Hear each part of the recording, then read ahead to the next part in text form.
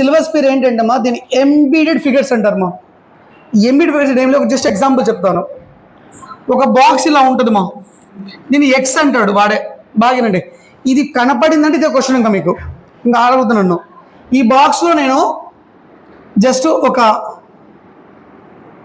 ఒక డిజైన్ పెట్టా, ఓకేనా?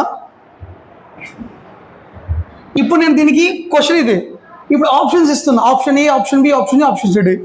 So option A same box పెట్టా,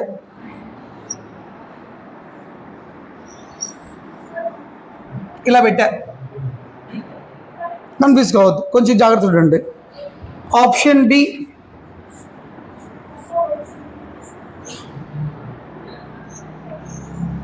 ఆప్షన్ బి ఇది, ఓకేనా?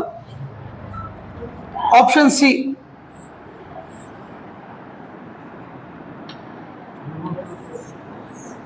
ఆప్షన్ సి ఇది. అర్థమవుతుంది కదా నాన్న? ఈ లాజిక్ అర్థమైతే చాప్టర్ అయిపోతుంది. ఈ లాజిక్ జస్ట్ బ్రెయిన్ పెట్టండి ఈరోజు. ఆప్షన్ డి,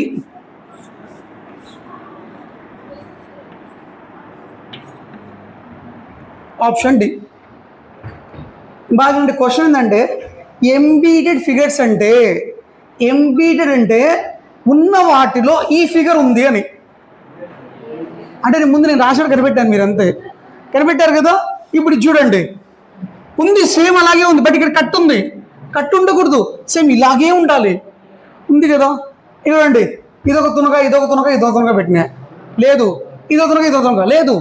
సో క్వశ్చన్లో ఇచ్చే ఫిగర్ ఏదైతే ఇచ్చాడో ఆ ఫిగరు దీంట్లో ఎక్కడో చోటు ఉంటుంది, ఆ ఫిగరు అదే ఆన్సర్. అయిపోయిందా? టెన్షన్ లేదు కదా.